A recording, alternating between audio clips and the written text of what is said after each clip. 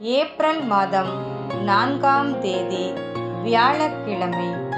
மறையுரை சிந்தனை. ஒவ்வொரு மனிதனிலும் இருள் என்ற அவநம்பிக்கை எழுவதுண்டு.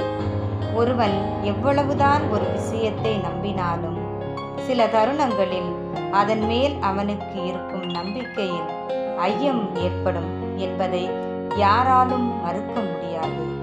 அப்படிப்பட்ட தருணங்களைத்தான் அப்போஸ்தலர்களும் சில நாட்களாக சந்திக்கிறார்கள். இயேசு பலமுறை தன்னை பற்றி கூறியதை கேட்டிருந்தும், மோசே சட்டத்திலும் இறைவாக்கினர்களின் நூலிலிருந்தும் பலமுறை கூறியிருந்தும் சீடர்கள் இருளின் மாயத்திலே இருப்பதை பார்க்கிறோம். இயேசு அவர்களின் பலவீனங்களை புரிந்து அவர்களுக்கு நம்பிக்கை ஊட்டி புத்துயிர் அளிக்கிறார்.